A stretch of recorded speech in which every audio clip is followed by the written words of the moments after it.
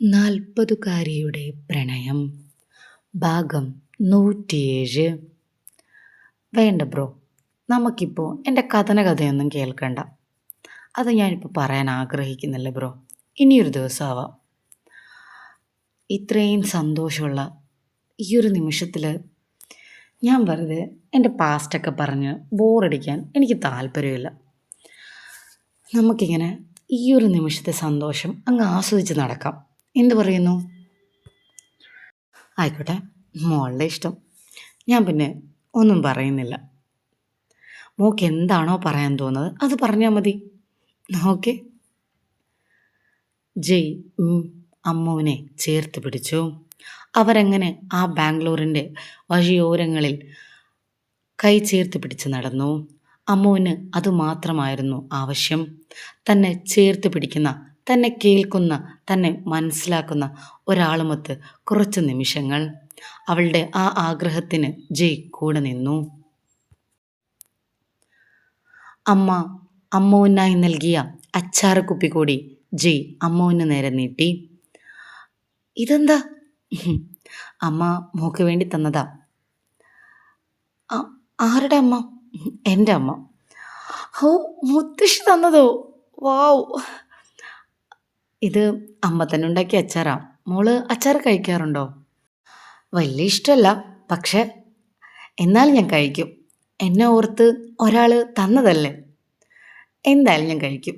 എന്നെ കണ്ടിട്ടില്ലാത്ത ആ മുത്തശ്ശിയോട് എൻ്റെ അന്വേഷണം പറയണം കേട്ടോ. പിന്നെന്താ, പറയാലോ. എന്നാൽ മോൾ ഞാൻ തിരിച്ച് കൊണ്ടുവിടട്ടെ? നമുക്ക് പോയാലോ? തിരിച്ചു പോകണം, രാത്രി തന്നെ എനിക്ക്, അതുകൊണ്ടാണ്. ഓക്കെ ബ്രോ പൊയ്ക്കോളൂ. എനിക്ക് വേണ്ടി ഒരു ദിവസം മുഴുവൻ മാറ്റി വെച്ചില്ലേ. ഇതിൽ കൂടുതലായിട്ട് എനിക്കൊന്നും ബ്രോയോട് ചോദിക്കാനില്ല. എൻ്റെ ജീവിതത്തിൽ ആദ്യമായിട്ടാണ് ഒരാൾ എനിക്ക് വേണ്ടി അയാളുടെ ഒരു ദിവസം മുഴുവനായിട്ട് മാറ്റി വയ്ക്കുന്നത്. അതിൻ്റെ ഒരു സന്തോഷമുണ്ടല്ലോ ബ്രോ, അത് പറഞ്ഞറിയിക്കാൻ പറ്റില്ല ബ്രോ. Thank you bro.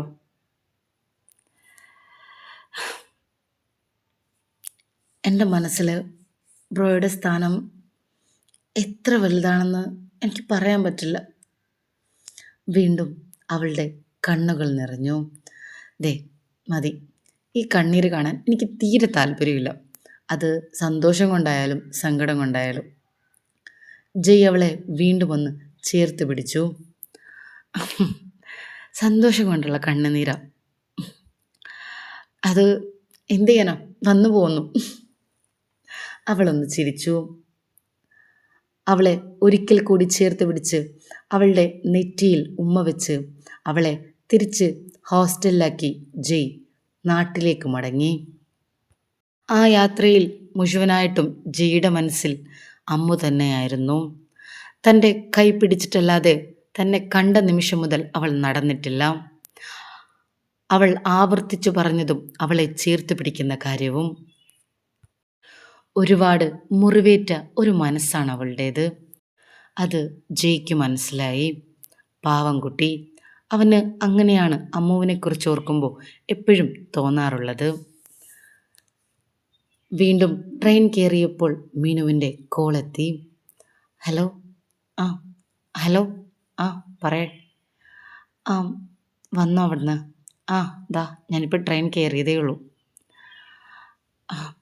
അമ്മ എന്തു പറയുന്നു? അവൾ ഭയങ്കര ഹാപ്പിയാണ്. ആണോ? അല്ല, ഞാനൊരു കാര്യം ചോദിക്കട്ടെ? ആ ചോദിച്ചോ.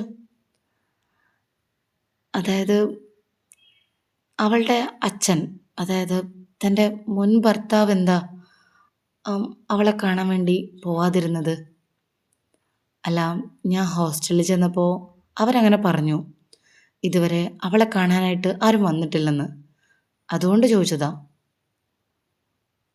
അയാൾ അവളെ കാണാൻ പോവല്ലായിരുന്നോ?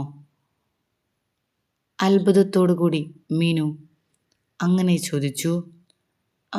അല്ല, അത് മീനുവിനറിയില്ലേ? അയാൾ പോവില്ല എന്ന കാര്യം? എനിക്കെങ്ങനെ അറിയാനാ അയാൾ പോയോ ഇല്ല എന്നുള്ള കാര്യം? ഞാൻ കരുതിയത് അയാൾ പോകുന്നുണ്ടായിരുന്നു എന്നാണ്. ഇടയ്ക്ക് നാട്ടിൽ വന്നപ്പോൾ അങ്ങനെ കാര്യം വാർഡൻ എന്നോട് പറഞ്ഞതുകൊണ്ട് ഞാൻ അവളോട് ചോദിച്ചിരുന്നു അച്ഛൻ കാണാൻ വരാറില്ലേ എന്ന്. അതിനവൾ ഉണ്ടെന്നാണ് എന്നോട് മറുപടി പറഞ്ഞത്. അം, എനിക്ക് അറിയില്ല ജയ്, അവളെ കാണാൻ അയാൾ പോവാറില്ല എന്ന കാര്യം. അവളെ കാണാൻ അങ്ങാരും പോവാറുണ്ടായിരുന്നില്ല. താൻ പോവാത്തതിൻ്റെ കാരണം എനിക്ക് മനസ്സിലാവും. പക്ഷേ അയാൾ എന്തുകൊണ്ട് അങ്ങനെ ചെയ്തു എന്നാ ഞാൻ ചിന്തിക്കുന്നത്. ജയ് അവളോട് തന്നെ ചോദിച്ചില്ലേ എന്താ കാര്യമെന്ന്? ചോദിച്ചതുകൊണ്ട് അവൾ വല്ലതും പറയണ്ടേ? അച്ഛനെക്കുറിച്ച് കുറ്റം പറയുന്നത് അവൾക്ക് ഇഷ്ടമല്ലല്ലോ. അതുകൊണ്ട് തന്നെ അവൾ കൂടുതലായിട്ടൊന്നും പറഞ്ഞില്ല. പക്ഷേ ആരും തന്നെ കാണാൻ പോവാത്തതിൻ്റെ സങ്കടം അത് അവളുടെ ഉള്ളിൽ നല്ലവണ്ണം ഉണ്ടായിരുന്നു. അക്കാര്യം അവൾ പലതവണയായിട്ട് എന്നോട് പറഞ്ഞു. അച്ഛൻ എന്തുകൊണ്ടാണ് കാണാൻ വരാത്തത് എന്ന ചോദ്യത്തിന് മാത്രം ഉത്തരം പറഞ്ഞില്ല. ആദ്യമൊക്കെ അച്ഛൻ വരുമായിരുന്നെന്നും പിന്നെയാണ് വരാതിരുന്നതും എന്നൊക്കെ പറഞ്ഞു. അച്ഛൻ്റെ വിവാഹത്തോടു കൂടിയാണ് മാറിയതെന്നും തോന്നുന്നു. അവളുടെ സംസാരത്തിൽ നിന്ന് എനിക്ക് മനസ്സിലായ ഒരു കാര്യം അതാണ്. അതുമാത്രമല്ല കേട്ടോ, അവളുടെ ഉള്ളിൽ ഒരുപാട് വേദനയുണ്ട് കേട്ടോ. ജയ് പറഞ്ഞു നിർത്തിയപ്പോഴേക്കും മീനുവിന് കൂടുതലായിട്ടൊന്നും ചോദിക്കാൻ പറ്റാത്ത ഒരവസ്ഥയായിരുന്നു. മീനു, ഞാൻ പറയുന്നത് കേൾക്കുന്നില്ലേ? ആ വേദന അവൾ തന്നെ ഉണ്ടാക്കിയതാ ജയ്. ഒരിക്കലെങ്കിലും എൻ്റെ സ്നേഹം അവളൊന്ന് അംഗീകരിച്ചിരുന്നെങ്കിൽ ഞാൻ അവളെ ചേർത്ത് പിടിക്കായിരുന്നു. പക്ഷെ അവൾ ഒരിക്കലും എന്നെ അംഗീകരിക്കാൻ തയ്യാറല്ലല്ലോ ജയ്. അപ്പം പിന്നെ ഞാൻ എന്ത് ചെയ്യാനാ? അമ്മ എന്ന സ്ഥാനമോ സ്നേഹമോ ഒന്നും ഒന്നും അവളെനിക്ക് തരുന്നില്ല ജയ്. സ്ഥാനം വേണ്ട, അവളെ സ്നേഹിക്കാനുള്ള അവകാശം പോലും അവളെനിക്ക് തരാറില്ല. എനിക്ക് എന്ത് ചെയ്യാനാ പറ്റുക? ജയ് ഒന്ന് ഓർത്തു നോക്ക്. എൻ്റെ അമ്മ എന്ന എന്നെക്കുറിച്ച് പറഞ്ഞത് ഓർമ്മയില്ലേ? ഞാൻ പരാജയപ്പെട്ടൊരു അമ്മയാണെന്ന്. അത് ശരിക്കും സത്യമാണ്. ഏകമകൾ തള്ളിപ്പറഞ്ഞൊരമ്മ. ഞാൻ ഞാൻ എന്ത് തെറ്റ് ചെയ്തിട്ടാ ജയ് അവൾ എന്നോടിങ്ങനെ? മീനുവിൻ്റെ വാക്കുകൾ വിതുമ്പുകയാണെന്ന് ജയ്ക്ക് മനസ്സിലായി. ഏയ് മീനു, ഞാൻ ജസ്റ്റ് ചോദിച്ചെന്നല്ലേ ഉള്ളൂ. താൻ ഇങ്ങനെ സങ്കടപ്പെടല്ലേ. മീനു, ഞാൻ നിന്നെ കുറ്റപ്പെടുത്താൻ വേണ്ടി ചോദിച്ചതല്ല. നീ ഇങ്ങനെ കരയല്ലേ.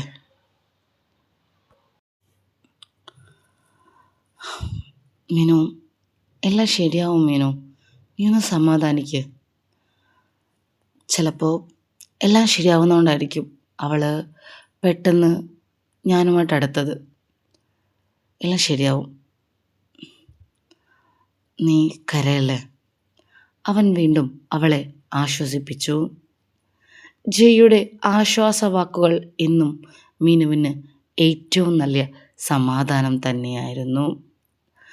തൻ്റെ കൂടെയില്ലെങ്കിലും തന്നെ ചേർത്ത് പിടിക്കുന്ന ഒരനുഭവമാണ് ആ വാക്കുകളിൽ നിന്ന് അവൾക്ക് കിട്ടാറുള്ളത്. ഇപ്പോൾ ഫുഡൊക്കെ കഴിച്ചോ താൻ? ആ, ഞാൻ കഴിച്ചിട്ടാണ് കയറിയത്. എപ്പോഴാണ്? നാളെ രാവിലെ ആവല്ലേ ഇവിടെ എത്തുമ്പോൾ? ആ, നാളെ രാവിലെ ആവും. എനിക്ക് വന്നിട്ടൊന്ന് കാണണമെന്നുണ്ടായിരുന്നു. അതിനെന്താ, കാണാമല്ലോ. റെയിൽവേ സ്റ്റേഷനിൽ ഞാൻ വരാം. ഏയ് അതിൻ്റെ ഒരു ആവശ്യമൊന്നുമില്ല, ഇവിടുന്ന് വരാവുന്ന ദൂരമല്ലേ ഉള്ളൂ. അത് കുഴപ്പമില്ല, ഞാൻ രാവിലെ വരാം. അത് കഴിഞ്ഞ് രാത്രിയിൽ ഒന്ന് കാണാൻ പറ്റുമോ?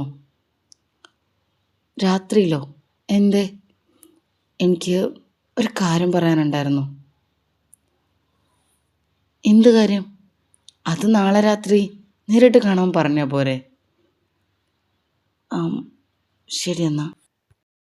എന്തു പറയാനായിരിക്കും മീനു ജയ്യെ കാണാൻ തീരുമാനിക്കുന്നത്. തൻ്റെ മനസ്സിലുള്ള പ്രണയം അവനോട് തുറന്നു പറയാൻ സമയമായി എന്ന തിരിച്ചറിവായിരിക്കുമോ? കഥയറിയാൻ ആഗ്രഹിക്കുന്നവർ ചാനൽ സബ്സ്ക്രൈബ് ചെയ്ത് കാത്തിരിക്കുമല്ലോ. അടുത്ത എപ്പിസോഡ് ഉടൻ വരും.